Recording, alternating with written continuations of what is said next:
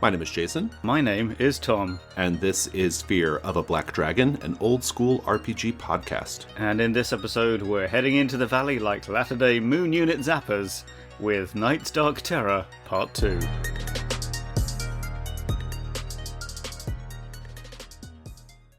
Our first segment is the basic crawl. B10 Night's Dark Terror is the 10th adventure produced for the D&D basic set and was written by TSR UK's Jim Bambra, Graham Morris, and Phil Gallagher, and features art by Brian Williams and Helen Bedford. It was published by TSR in 1986. In this episode, we're going to talk about the last 42 pages of this 81-page adventure. From the text, Welcome to Night's Dark Terror, the module which opens up the infinite possibilities of wilderness campaign adventuring in the Dungeons & Dragons expert set world. The adventure unfolds in the wild lands of the Grand Duchy of Karamikos. A river journey takes the adventurers to the besieged steading of Sukiskin, where goblin hordes assail the walls throughout the long night. But this is only the beginning. Soon the adventurers find themselves in a life-or-death struggle against the evil of the nefarious Iron Ring, a struggle which leads them ultimately to confront the ancient perils of the lost Valley of Hutaka, and that is ultimately where we find ourselves as well. Indeed it is, and in this episode we pick up with our heroes having set out from the town of Threshold. And our first big section of the book here is called Toward the Black Peaks, which is the wildly dangerous journey to the lost Valley of Hutaka. Some highlights include several bloody encounters with gnolls, animated statues, and a perilous mountain pass. Next is the lost Valley of Hutaka itself, where the player characters are dropped into the middle of a conflict between the jackal-headed Hutaka and a group of humans called the Traldar. This section also includes our dungeon crawl inside the Temple of Flar. Some highlights here: a whole lot of undead, a whole lot of slimes and jellies, and a tentacle monster called the Kartueba. Also a pretty fantastic treasure hoard. After this, the adventure proper is now over, but the next section includes ideas for further adventures in this setting. Then comes the bestiary, and next is a section with player and NPC information that applies to the whole adventure. There is a section detailing weather and optional encounters, and finally we have maps, gorgeously colourful maps for all the major set pieces in the module, and an illustration of the tapestry that figures prominently in the story. Let's talk about our bona fides, Tom. So I have run this, and it was what I call an inverse play-by-post, using a little game I made called Isekai PvP. It took us almost a year to do the whole thing, and so essentially that's with one player character and lots of the other players telling that character what to do, but loads of NPCs in the party as well. See episode one, or part one of this series. Yeah. I have, again, just read it. So things we liked. Well, I'll just say at the outset, all the general things from part one of our episode apply here as well. Though I will give a shout out to all these maps and the tapestry handout, all of which are excellent. You sort of previewed for me last time that I was going to love them, and I do indeed love them. I've been trying to figure out how I was going to describe them. I'm going to say charmingly hand-drawn. Yeah. They're clearly hand-drawn, but they still have the polish of a final product. Yeah. They're in a middle space like that. They're interesting, aren't they? Yeah, they're sort of carefully hand-drawn. They're definitely measured. I suppose it's like, those naturalists' drawings in 19th century science voyages, like carefully sketching ruins and birds that they've discovered. It's like that. And then it's all quite colourful as well. It's been hand-drawn and then coloured in greens and oranges and reds, which is nice as well. Yeah, it's really it's terrific. Attractive and clear. A computer was not used to make these maps. Yeah, they look great. I have to call out before we leave the art. Last time, you'll recall I mentioned that I really loved the little corner illustrations for each chapter that kind of visually indicate where the chapters begin and end. And the one here for the journey through the mountain pass is so good. It features the three heads of the victims of the gnolls. Yeah. It's an amazing illustration. It looks really great. good. It's the best one. Yeah. It really is. So good. Let's get to the details here. Let's get to the content. Holy shit, this module goes so hard.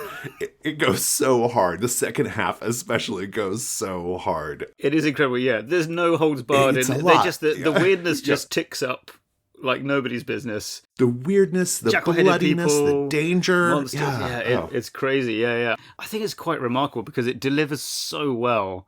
I suspect in real time, what we're talking about as the first half of the book probably takes longer than the second half in terms of sessions. That's almost certainly correct, yeah. And so what that means is you've been building up this sense of anticipation. First, you just heard about the Lost Valley. Then you were chasing someone towards it. Now you've been actively looking for it. And when you finally get there, it's got all the things that you would expect from a ancient Lost Valley. Isolated peoples, ruins, monsters, some weird stuff going on, unusual animals and plants, treasure. But also, I don't think anyone in the history of Dungeons and Dragons has ever actually guessed what's in there before. Like, nobody has gone, I bet there's some mutant humans and some of them have massive heads and necks so they can shout really loud. Like, just... it's crazy. It's so much. Yeah.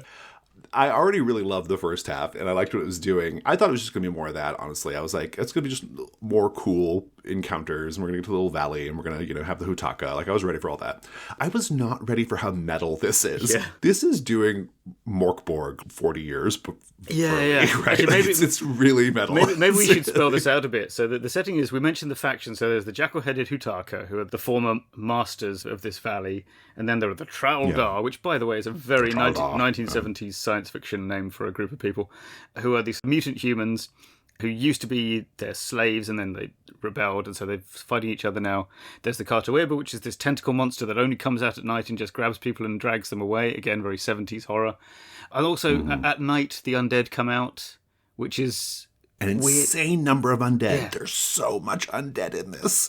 And it's just like a post-apocalyptic setting in this one... You've been knocking around doing Lord of the Rings, and then you come in here and it's Mad Max. That's basically what happens. The part that we're covering starts with this journey. You're not even at the Lost Valley yet. You're just getting to the Lost Valley. Listeners, I cannot stress enough, I do not know how parties survive it. It is so dangerous. It is so freaking dangerous. You've got there's several gnoll attacks. Now, gnolls, okay, whatever. But here, the gnolls are so gnarly and so nasty. There's a set piece in the very beginning where you discover this charnel pit left behind by the gnolls, and it is grotesque. And it is such a great way to kick off the events, because it sort of like gives you a hint. Strap in, you are in for it from this point on. It is so gnarly. I mentioned this last time, and I think it's worth repeating here. The beauty of Night's Dark Terror is the authors are taking bog standard D&D stuff and making it way more interesting. They are taking gnolls and slimes and skeletons and ghouls, essentially, is what the main fare is here. And they are ramping it up and making them very, very interesting. They're presenting them in an interesting way. The creatures are behaving in ways that are really striking and scary. And I just love it. I think it's like really, really cool. Even the fact of just presenting, like you mentioned, the gnolls in the mountains on the way to the valley. And that is an insurmountable challenge. I think if you fight them, you'll just die. And it sort of forces your characters to run away. It's the chase through the canyons kind of sequence. That's something you just didn't see that. To be honest, even today, you don't see that often in fantasy adventures. The idea that victory can be getting away, and then the fact that you're running away into such a dangerous situation anyway is kind of fun and ironic, and it's really well presented. It does not get better. It doesn't really get better. No. It does not. There's a section once you get to the valley called Eastern Hutaka, I guess is what it's called in the little section headers. That part is so freaking creepy. Basically what it is, listeners, is the characters are essentially traveling through the land. There's really it's all nothing sort of even like overtly dangerous. No. Yeah. It's presented in this way that is like, it's isolated, it's abandoned, it's very creepy. You hear screeching in the distance. You're aware of the lack of fauna. It's just telegraphing badness. And I was just really shocked by how, like you said, it feels like a post-apocalyptic adventure quite suddenly, right? Like you were suddenly thrust into this like really, really different place. The temple itself, which is just lousy with slimes and molds and undead, to the point where I'm reading it and I was like, it's overwhelming, right? Like it's overwhelming. Yeah. There are so many ghouls and so many skeletons and so many slimes. You got the Cartoeba, this ridiculous monster at the heart of it. And I was really loving it because I was like, this doesn't feel triumphant, Like they've reached the valley and it feels like a punishment. It does, it's kind of amazing. Yeah. The flow is, you come in the eastern part that you enter through is kind of empty, and you could kind of explore around there. It's presented as a wilderness adventure, so it's always quite free. And by the way, all these things like the shrieks in the distance and stuff, these are all mini, like one paragraph encounters that are given for each area, which is an interesting way to do it. But then when you do get in, there are people living in the valley, and they're kind of terrible. And then you get to the temple, and like basically to free the valley from the undead and everything, you have to go and find the text of an ancient ritual and then go and do it. So I think the thing with the temple is, I imagine what a lot of groups would be doing, and I sort of wish the designers had written this explicitly somewhere, because I think this is what it's supposed to be, is that you make a foray into the temple, realise you've got very little chance of coming out of this alive, and kind of retreat and come back to the Traldar and the Hutaka and go, okay, what's the plan? Because we can't just go in there and fight this thing. And if you do that, you will actually, I think, all the undead will stop. Well, they'll start being dead. They'll stop being undead. You know what I mean? And and then they're just dead. Yeah. And even then, I think it's not necessarily a picnic to go in and get the treasure. And of course, there's a good bit at the end, which is once the undead menace and Kartueba are dealt with, the Hutaka and the Traldar will both turn on you and try and get you and take the treasure back off you. So right, you're right. Yeah, it never ends. It's very Morkborg, isn't it? Speaking of the treasure, I love that detailed treasure hoard. I think it kind of harkens back to when I was a kid reading Dungeon Magazine and stuff and old adventures. I still just really get excited by a detailed treasure hoard, like listing all the scepters and the crowns and the amount of coins, the amount of jewels. I don't know. I kind of really love that. I love when an adventure has that. I feel like you don't see that very often anymore. Before we leave the contents, just to kind of emphasize how completely fucked up this part of the adventure is. At one point in the mountain pass, you encounter this griffin. Now, okay, griffin, that's, griffins are pretty tough. That's scary on its own. But the griffin does this thing, because you're on a narrow switchback with your horses. The griffin does this thing where it screeches with the express intention of causing your horses to panic. So you fall over the side, right? That's what we're dealing with here. That's the level of fucking evil that is going on in this part of the adventure. And I love it. I see you have some notes about these various handouts and things. Yeah, I do think the handouts at the back, I realise this is more pedestrian than enjoying the sheer metal horror adventure part. But the handouts at the back end are really good. There's stuff for the GM, there's stuff for the players. So things your characters already know. There's one page of that, giving you the lay of the land. Very nice. And little NPC, which I think is it's just a double-sided single sheet if you were to print it out. And then you've just always got that to hand. It's so well put together, basically. We always talk a bit about how you want to reduce your mental load when you're running or playing a game. So at the table, you've got the fewest number of things to think about. And I think this module really puts things together in a way that makes it very, very easy to navigate and to find the things you need all the time. Yeah, that NPC section seems really handy. Yeah, it's good. It's really good. Love that. Well, let's go to questions we had. There's just one here. What is it, Tom? Okay, yeah, I've just now praised the adventure for being very unpredictable in the sense of what you find when you get to the Lost Valley. But is it a problem that this section, it's really unconnected? It's very disconnected. But then maybe this isn't... there's no Iron Ring person to be found. Exactly, right? Yeah. I think you've dealt with them by the time you get there. Yeah, I don't know. What do you think? Do you think we ought to have someone from the Iron Ring? Well, for reasons we're going to cover in the Expert Delve, I think it serves to make this part of the adventure feel more isolated. Yeah. That it is so disconnected from the events of the rest of it. I get what you're saying there. And I think it's particularly the Iron Ring part of it that's so emphasized in the first part, and then there's just nothing by the time you get to this part of it. I guess there is one little thread, if you will, of connection between, I think you can bypass the animated statues if you have the needle from the tapestry. Yeah, which you should have by that point. Yeah, if you showed them. Yeah. But so that tapestry is kind of a thread that connects them. Yeah. You're right, though, in general. But no, I think it actually kind of helps to make it feel more isolated. Yeah. I think maybe the one thing I might do would be to have some survivor of the Iron Ring show up after the player characters, maybe, and even if they don't do much. Yeah, because in a sense, the Iron Ring in that formulation sort of function as the Nazis in Raiders of the Lost Ark. Yeah.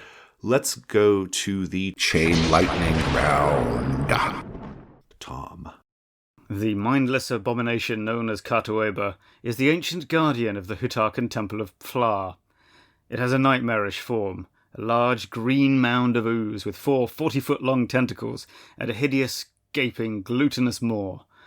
Despite its size, Cartueba can move silently and climb vertical surfaces, leaving only occasional smears of slime to mark its passing. Of Krasgat the Knoll Shaman. Her appearance is female, old, bald. She and her helpers make their faces and arms deathly white with smeared ash.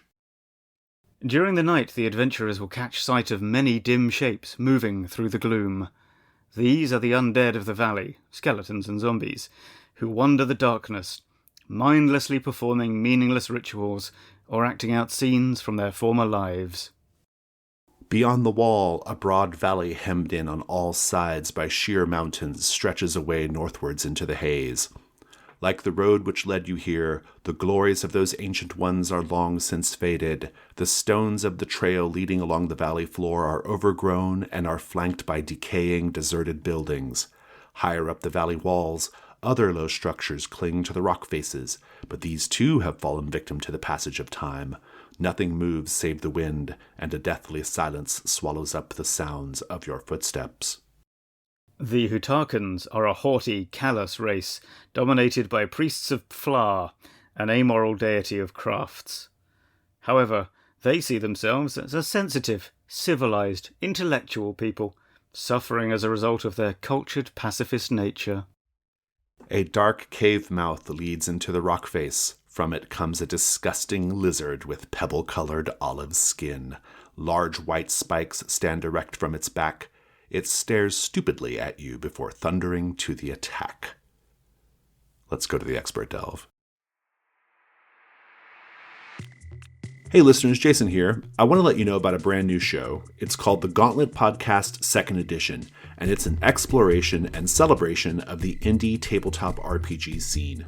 The show is called 2nd Edition because it's a reboot of the old Gauntlet podcast, but also because in this new format, my co-host Wes and I are looking back at a classic indie RPG and then talking about what we would do if we were making a 2nd edition of that game. As of this recording, we've already covered Dance of the Damned, The Sword, the Crown, and the Unspeakable Power, and Dogs in the Vineyard, and we have plenty more in the pipeline.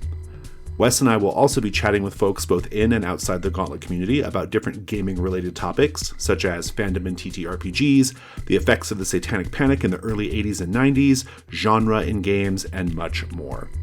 The Gauntlet Podcast 2nd Edition is a Patreon exclusive. We've created this show for the ride-or-die Gauntlet fans who support everything we do on Patreon. There will be a new episode in the Patreon feed every single week, and you can get exclusive access by making a $2 or higher pledge. We're at patreon.com/gauntlet. Thanks. It's the expert delve, and before we go too far, I want to say that I could listen to you say "fla" forever, Tom. Yeah, I mean, I do have to take a bit of a breath before I dive into it, because it's just, listeners, it's spelt PFLARR, which is... Double R. That's so weird. That's so good. Our topic today... Hidden Valleys and Lost Worlds, which is a prominent feature of the second half of Night's Dark Terror. I guess the big question that we're trying to answer here is, how are Hidden Valleys and Lost Worlds different from any other adventuring location? Does that feel like a fair assessment of the problem, of the task? Yeah, I think so, because what I started thinking about this, and immediately the thing that came to mind was that this is definitely a subgenre of fiction and adventures that we could reel off some examples for, and which I will do in a second. But then, why do I know that? Do you know what I mean? Like, how is it that this? Yeah. I immediately get an image of certain kinds of stories and certain kinds of places, and I'm not really sure why. But just to give you to talk about some examples, I think maybe the earliest one would be King Solomon's Mines by H. Rider Haggard. Mm-hmm. Then you got The Lost World by Arthur Conan Doyle. At the Mountains of Madness by Lovecraft for a cosmic horror one. All the pulp. Yeah, Verne's Journey to the Centre of the Earth. And then a bit later you got Lost Horizon. Is that a 30s novel, I want to say? So that's quite different because it's not as sort of daring do focused as all those other ones, I would say. But it's definitely still a lost, hidden civilization. And of course we have legends of lost valleys, and there's the one in Tibet that Lost Horizon is set in that I've just forgotten the name of. And things like Lyonesse off the coast of Cornwall that supposedly sank into the sea and all this kind of thing. So that's the kind of thing we're talking about. It's interesting that all of our examples here are set in a really particular band of time. Yes, that is notable, isn't Early it? 20th century, Yeah, right? It's really Victorian era, notable. 20th century, yeah. I guess it's because the world was still being discovered, Well, so to true, speak, but by, also, I the, suppose- by the so-called civilized, nations or But whatever. also, I guess right? at that time, most of it, the empty spots on the map were disappearing. Maybe that's part of it, do you think? It's sort of, maybe this only works if you're in a setting where you think you know the whole map, and then you find a bit. Oh, that that's might be true, part too. of it, That's a yeah. good point. Or maybe it's like longing for adventure that they used to have in the Victorian times that we don't have anymore. Like, I don't know. There's all kinds of like that's weird that's- hubristic things. Well, that's definitely part of it, yeah. Like the idea that there's nowhere left to discover. There's nothing left to explore. Yeah, that's part of it for sure, yeah. I have a couple of modern companion adventures for this, but I guess I do wonder, is this a thing that we really do in contemporary pop culture? I mean, I guess like the King Kong movies, but even those are like set in the past. Yeah, that's the thing. I think we do them, but set in the past. I guess because maybe we can't really anymore make a believable empty space for ourselves in the contemporary era. We have to make it like a retro future setting, don't we? Like, Right, I think the best you can manage is like, what have we got? The Antarctic, like The Thing. I don't know. That's about all we got. Yeah, or like the modern day King of Monsters cinematic universe has the Lost World idea under the crust of the earth. Yeah. But even that is like a throwback to like different eras of Definitely, fiction. Definitely. I think you can't just replace it with going to Mars or to another planet, because I think part of the appeal as well is this idea that it is in some sense nearby, right? King Kong is brought from an island on a ship to New York. He exists, like he's kind of your neighbor in in a weird way, Right, but you didn't realize. I suppose maybe in some ways the spiritual successor is that kind of wainscot fantasy or urban fantasy where there's a hidden world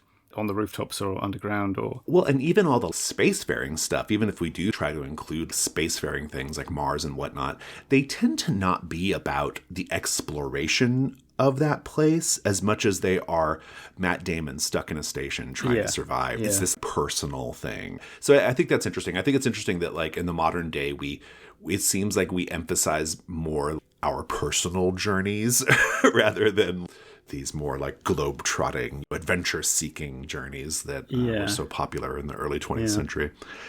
Back to our remit for the segment, how are these different from other types of adventuring locations in the fantasy adventuring context? How is this different from an abandoned castle? How is this different from a set of catacombs that are not in a lost valley, I guess? I don't know. Yeah. What do we got here? I mean, I think item number one, the most fundamental thing, is that isolation, right? That it's cut off. Isolation. People don't know where it is. And you find out somehow, and you go there. And that's true, actually, even though we're sort of saying it's about adventures and stuff, in a lot of these things, like Lost Horizon or whatever, or even in At the Mountains of Madness, where they are intending to go and investigate the Antarctic. It's been a while since I've read it, I might be misremembering.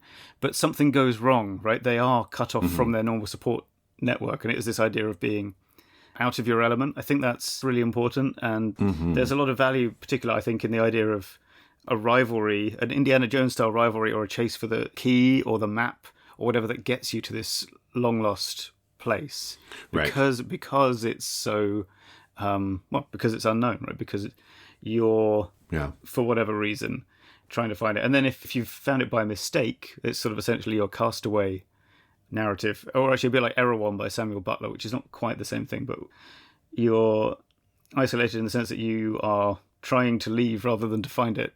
I think that's the other main thing. Yeah, you're either trying to find it or you're trying to get out of it. That's the two narratives in a Lost Valley story, isn't it? Yeah, brilliant. Speaking of Erewhon, that's also the name of a really bougie grocery store in Los Angeles that sells $30 strawberries and bags of ice. Yeah, I was Talk about isolating, right? Yeah. I think isolation is really the key. You have several notes here, but I really do feel like isolation is probably the most important one. Maybe unspoiled nature too, but in any case, isolation feels really, really important. Night's Dark Terror does that thing where the birds and insects go quiet, which, as noted in an earlier episode when we were talking about mundane horror, that's a great device for mundane horror, like making a space feel scarier than it might seem. But it's also pretty great for isolation. Even just the idea that the birds and the insects go quiet, there's this sense of you're alone, right? Like you're alone and you're in a place that is even nature, like at least like the animals are forgotten about. It's suggestive of that, which I think is pretty great. I think what's interesting about isolation, and it's something that I think if you were designing an adventure or preparing an adventure of this nature, that you could work into it, is this idea that whatever comforts or conveniences you expect outside the Lost Valley, outside of this place, you don't have access to them. So there's no inn at the crossroads. There's no wandering merchants. There's no patrolling Kingsguard. I think there's a way you can emphasize the environment in that way. All the things you normally find in your adventure are just not here. We just don't have that. Even the normal dangers. There are probably not bandits, for example, in this lost land. So just a couple of other little things you could do to emphasize the isolation aspect. That's something I hadn't really thought about before, but I suppose that is maybe what makes it such a heroic narrative form, is because you're the only people there as well. So whatever you do, you're the ones who are going to be deciding or changing the environment or whatever. It might be because there's no one else in this valley. That's possible if it's like a dinosaur's lost world. You're the only 6 humans. But even if it's one of those ones where you find this sort of long lost ancient civilization, you're the only ones from the outside. It's up to you, and there is no one to help you. You have to rely on yourself. Yeah, but also there's no one to stop you. So, which often is the thing. Like there's always the guy who's sort of in it for nefarious reasons and wants to steal the great emerald of Kalu or whatever from the idol. And then we should come back to that. That's where the hubris comes in. Exactly, the hubris is a big part of it, right? I do think so. Yeah, there's this theme of discovery, but there's also this idea that I think all the characters are normally quite pro British Empire in the 19th century and pro sort of killing large animals and taking treasure in the early 20th century ones. But the narrative usually has them barely surviving. I don't think it really ever undercuts that feeling very much. It's often a bit of a triumph of the human spirit kind of story. But it does usually have this undercurrent of we shouldn't have meddled in what we didn't understand and all this kind of thing, you know? So, I think that's pretty good. It's always fun. That's something you should build in, I think, I think that's right, Your next note here is unspoiled nature. This is another important one. Now, I just mentioned the birds going quiet as a foreshadowing, but I think that's really just creepy foreshadowing. I don't think it's really how you present the environment necessarily on a large scale. Unspoiled nature, growing wild, really, is what's going on. And that really emphasizes the isolation, right? It's because the normal processes that happen in the outside world haven't happened here. Although I suppose quite often you might have a thing where it's mostly verdant jungle or like a huge Arctic thing. But then there's where, if there's people living there, they have done something like they've cut a gigantic emerald mine in the side of the mountain, or they've built a huge temple. But I think that this idea of nature, well, either unspoiled or running rampant and getting weird, which I suppose is more like what happens in Night's Dark Terror, is the thing, isn't it? What's this doing here? It's underscoring the smallness of an individual human person, right? Right. Yeah. One thing I'll note about the unspoiled nature is a little detail you might want to be sure to include in your preparations, listeners, is unspoiled nature also often means spoiled nature. And what I mean by that is things are growing so much that they also just rot. It just grows so much that plants are rotting on top of plants. In my Trophy Gold adventure, Hester's Mill, which is the starting adventure for the game, that's a big part of it that I really emphasized. It's a sort of lost land in its own way. This is a land that is so overgrown. It's just been growing wild with old crops and pumpkins and stuff, but a lot of it's rotting. Like, it's not useful because it's just like there and in decay because no one's been managing any of it. So that's just another little thing I think is worth noting. Yeah. Ancient civilizations feels important. It does, yeah. Otherwise, what are we doing here? And I'm not sure why it seems so important. I suppose some of them don't have it, like Adoy was the Lost World. That's just dinosaurs. Yeah, so there are exceptions, but I kind of think the ancient civilization ones are better. And not necessarily, well, there's some models, different models, right? You can have the ancient civilization that everyone thought was gone, but actually it's still here. Hey, the Roman Empire survivors are living under the volcano. Yeah. Or, like in Night's Dark Terror, you have this sort of layered histories. So this idea that the Hutarkans and the Traudar lived one way before, and then recently that's changed. But before even them, maybe there was something else. And that, I think it's important because it's to do with, I suppose, again, it's the imperialist hubris thing, isn't it? Yeah. These guys thought they were it a couple hundred years ago, just like you think you're it now. But what do you think is going to be different?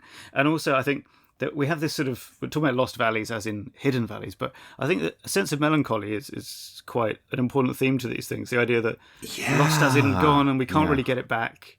Even if you do the temple ritual in Night's Dark Terror, the Hutakans and the Traldar are never going to be back the way now. To be fair, that What they were, society was yeah. not great, and you probably wouldn't want to restore it. No, but it's yeah. one way or another, it is not coming back. And yeah, I think that's really interesting and very compelling for role-playing games in particular, I think, because it's the sort of thing where each player or each player character, depending on how good they are at separating their acting from their personal feelings, they'll react in a different way. There are some people who want to sort of preserve or restore things, and some people who go like, no, let's wipe the slate clean and do something else, and then everything in between. And I always think that, especially this kind of wilderness adventure, to get it back on that a bit, is more interesting when the personal feelings and motivations, even if not the goals of the different characters, are in conflict. So, you know, like you've got the guy who wants to steal the jewel, you've got the one who wants to restore the big statue or whatever. Yeah, I think it's really good ground for a bit of character expression and fun interactions, you know? Yeah, I think that's absolutely right. That makes a lot of sense to me. I'm really struck by this idea of lost having two meanings, like you've said here, in terms of like lost civilization. Like, it is a place that is physically lost. I do feel really strongly that this is an important part of this type of adventure, because otherwise, why would a group of characters be going there? That feels important to me. I don't think characters would intentionally go to the dinosaur land if they knew that's what they were walking into, right? No. You know, where it's just dinosaurs. But I don't know. Maybe I'm wrong. No, I don't know. although, because I will bring in the other thing of what I think is a common aspect of the Lost Valley trope, and that is the idea of adventure and exploration, and the idea of, you know, that moment where you go, we're the first people to see this in 1,000 years. That idea, yeah, that's true. Right? Yeah, so yeah. I suppose rediscovery, isn't it? It's not discovery, but yeah, I think sometimes that. But most grubby treasure hunting sure. player characters, I feel like that's not their actually, thing, right? But it kind of goes back to what you just said, though, right? Like, there can be different motivations, right? There can be different reasons for wanting to do that, right? So like, I get that. Every character has their own drive. Yeah. But anyway, yeah, like this like idea of like lost having two meanings, this idea of like a civilization that's lost because it's never coming back. It's sad. There's something profound and sad about it, even if in the case of the Hutakans and the Traldar, it's probably good that they're lost. Yeah, but it's like, isn't there? There's that saying that photography is always about death, because whenever you look at a picture, it's in a moment that can never be recreated. This is one of those times where I think, as the GM, or maybe even like the scenario writer, if you're writing a scenario like this is an opportunity to really do something where you let the players contribute to the scenery. Yeah. I would do it via paint the scene, but there's lots of different ways to do it. But fundamentally, they're all posing questions to the players about what they see, and how does it make you feel knowing that this great people is never coming back? How do we know this great people is never coming back? Yeah. What do we lose in our modern day world because these people are never coming back? What did they have that we're never going to have? Yeah. I just think those are really great questions, and really, really can help bring a sense of depth and loss to what the characters are experiencing beyond just go find the treasure. Exactly. At the same time, the really good thing about this kind of setting and story is you don't really have to do much that's different from, well, like you were saying, this whole module is D&D classic tropes writ large. Mm-hmm. You're still doing a dungeon crawl. You're still fighting random jackal-headed guys in the wilderness, but it feels a bit sad. That's actually great. You know, you don't have to like completely rewrite or reconfigure how you're doing a game to get a different sensibility to it, which I think is pretty good.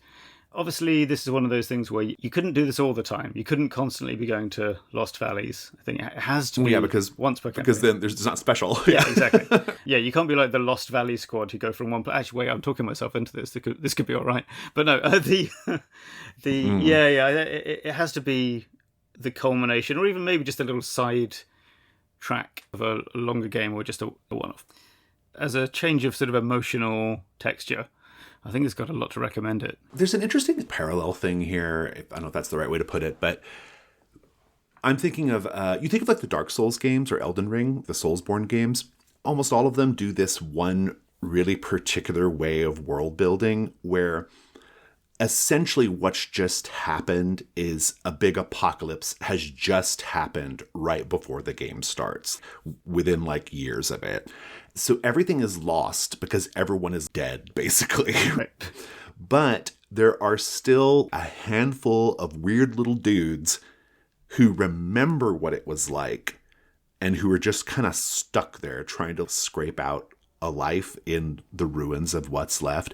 And there's something really interesting to me there's an interesting parallel here for me of like, we are going into a place that is lost not because of time, but because something really bad just happened. The wizard opened up the gate and it fucking destroyed everything within 10 miles. And what is left now? That's an interesting idea. It's a little bit of a digression, but I find that fascinating, that defining lost in different ways. Like, that's really intriguing to me. It's maybe even like a good episode. But in some sense, it kind of applies to Night's Dark Terror because, like we've noted before, it does have a very apocalyptic feel. Yeah. And the events of the Hutakan and the Traldar, my sense is that it's not meant to have been that long It's ago. quite recent. Yeah, I think it's a few months. it's really recent, since right? Basically, the Traldar got sick of being slaves, rebelled against the Hutakan. Then the Hutakans couldn't do their magic to keep the undead hidden in the temple at the time, and then it's all gone weird. Yeah, the temporality of your lost civilization can affect things, how they're presented. One that's been gone for a long, long time is really different from one that's gone because of sudden upheaval. Yeah. Let's go back to our must-haves list here. Yeah. So you've got adventure and exploration. Yeah, so we've sort of covered that one, and then themes of discovery, consequences. Oh, well, we've sort of talked about that as well. The final thing on my list, at least, to talk about is that you got to decide whether your lost world, if you're designing it anyway, is in the two main ones are in complete stasis or in decline. Lost Horizon, for example, it's these people show up in a concealed plateau in Tibet, and it's just basically this world where nothing changes. It's like the world of Demolition Man before the events of the film Demolition Man. That's the sort of story where you're kind of stuck there, and some people just want to stay forever because it's so peaceful and nice, and the others are like, yeah, but nothing ever happens. And that's quite interesting for the factionalist thing. So, in Night's Dark Terror, we've got the Yojimbo scenario, two factions, and you're the destabilizing influence. But when you have a static utopia or dystopia, then you sort of have, on the surface, nothing's happening, but a handful of dissidents will seek out the newcomers to try and get them to help them to overthrow the great wizard. Yeah. And reveal that things aren't as good as they seem on the surface. And then the classic one, the more common one, I think, is where it's in decline, like Night's Dark Terror. Something's gone wrong. It's all gradually getting worse and worse and worse. It's probably going to blow up at some point. Maybe there'll be a volcano. There's usually a volcano. And I think that's the main things. But having written those two things down in the notes, I then thought, what about a resurgent Lost World? But that, I think, is a different story. That's that's a different story. Yes, it's the same. That's the invasion of the Mole Men. They're building an army after centuries on the ground. Yeah. So I think we can leave out the resurgent Lost World. That's a different plot. But stasis or decline, I think, is your big choice to make, and that's going to affect everything else that happens, or at least how your players feel about everything that happens, I think. Right. Yeah. That was great. Let's go ahead and move on to our next segment. Okay, it's the companion adventures. You have a film, so let's do the film. I do, yeah, because we sort of mentioned most... Two films, kind of. Yeah, well, two films that are the same film. Because we mentioned all the kind of classic Lost World things earlier, but the one I wanted to say for this is She, the film adaptation of... Wait, is it H. Rider Haggard again? Man, that guy loved a Lost Valley, didn't he? The rough plot of this is some adventurers stumble into a hidden... Is it a cave kingdom or something? It's a big cave, tunnel system kingdom. They're ruled over by an immortal queen called Ayesha, I think, which is the she who must be... If you've heard the phrase she who must be obeyed, this is where it's from. And the hunky hero guy falls in love with her, and then there's a whole tragic gothic romance thing. Right, yeah, it's so pulpy. And at the end... Are we doing the spoilers? Yeah, let's do the spoiler. At the end... Let's do it, yeah. There's a sort of magic fire that makes you immortal, and she makes the mistake of going into it again, and it makes her unimmortal, and she gets super old and crumbles into dust, which is a sequence that, in the film... Oh, that's not even the sequence I was... we both have a note about a sequence terrifying us as kids. What's your one? Okay. By the way, sorry, I should say, this is the one from the 60s Hammer film with Ursula Andress. Yeah, with Ursula Andress. That is also very horrifying. But the one that got me when I was a kid, I don't know why I was even watching this as a kid. I think it's because... It used to be on TV at kind of afternoons. Yeah, well, and I think my parents thought that Hammer horror was okay when you're a kid because it's a little... I don't think that's a fair assessment of Hammer, but anyway... It's a little cheesy and dated, but it's still pretty scary at times. But in any case, it's the part where she's got all those, I guess they're like slaves or natives or something, and they're all bound in chains, and there's the big fire pit, and they're all bound in segmented chains, and they're being sacrificed to it. and one of them is kicked off, and as he's falling, his weight pulls the next one in. And then their weight pull the next one in. I've forgotten about That's this. terrifying. Oh, it's terrifying. And it's way worse than the opening scene or that early part of Temple of Doom. It's way worse than that. It's so freaky. Anyway, yeah, so check that out, listeners. Worth a watch. But the reason I bring this up is because it has that sort of weird energy of Knight's Dark Terror, like these sort of pulpy, grotesque characters. And the 1935 version is interesting as well because it's all the designs of the Lost Civilization are a bit Art Deco. It's black and white. And for some reason it's set in the Antarctic. Maybe that was cheaper to make than a jungle setting. So yeah, they're both sort of around on the internet through various means. And I'm not sure that either of them is actually a tremendous... Basically, I think the last 20 minutes of both of them are pretty good. And then the preceding hour or so, little bit of a slog. But yeah, just for that sort of slightly batty gonzo...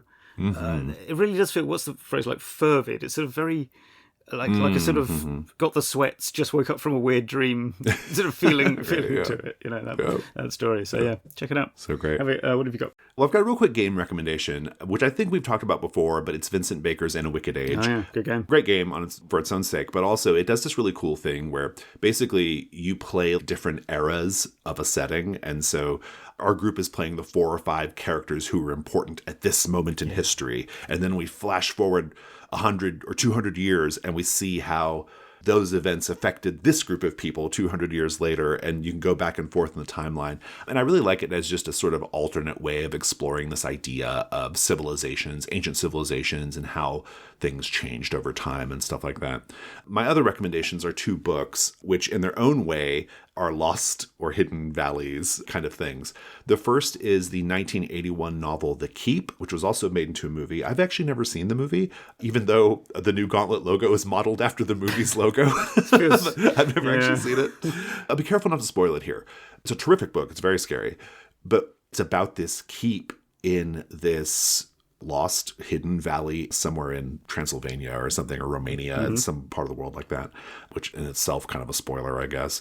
But there's this keep here, and the Nazis discover it, and they want to control it and usurp their authority over it. And the keep is not having it. So it's just a kind of idea of hubris, right? Sounds interesting. I don't want to get too much into spoilers, but it's a terrific read. It's really, really great. The other book I'm going to recommend is the 2006 novel The Ruins, also a movie I've never seen. I've just read the book. Okay. But The Ruins is a really interesting take on this idea of colonialism and hubris, in the sense that it's set in the modern day with cell phones and stuff. But it's about a group of vacationers in Mexico.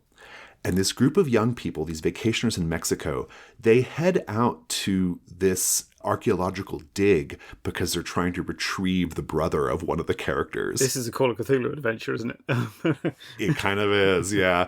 Anyway, the reason why I love it here is because their hubris is not so much like, oh, we're exploring the world. It's, we didn't even bother to take basic precautions enough here. Could hurt us, yeah. Yeah. So, like, we arrived to this dig site with no tools or equipment. No one speaks Spanish in the group, and that's a major problem for the rest of the story. They don't have any way of communicating with anyone they encounter. And furthermore, their whole attitude, and the reason why they meet, frankly, a grisly end, is because their whole attitude is, we're Americans on vacation. This can't happen to us. You can't do this to me. You know? What? We're on vacation in Mexico. This is not possible. It's pretty amazing in that sense. A very gnarly book. Very bleak. Boy, oh boy, it's a bleak read. When it's over, you're just like, oh. But it's good. Good stuff. Yeah, nice. All right. Well, listeners, that is our show. Fear of a Black Dragon is a production of The Gauntlet. You can find The Gauntlet on Blue Sky at Gauntlet RPG. Our website is gauntlet-rpg.com, and you can support the show on Patreon by going to patreon.com/gauntlet. Hey, if you get a minute, we'd also love for you to go give us a rating or review on Apple Podcasts. That helps folks discover the show. Tom, thank you so much. Thank you, Jason. Thanks, as always, to our SM Plastic editor, Rich Rogers. And thank you, listeners, for listening. Take care. Take care.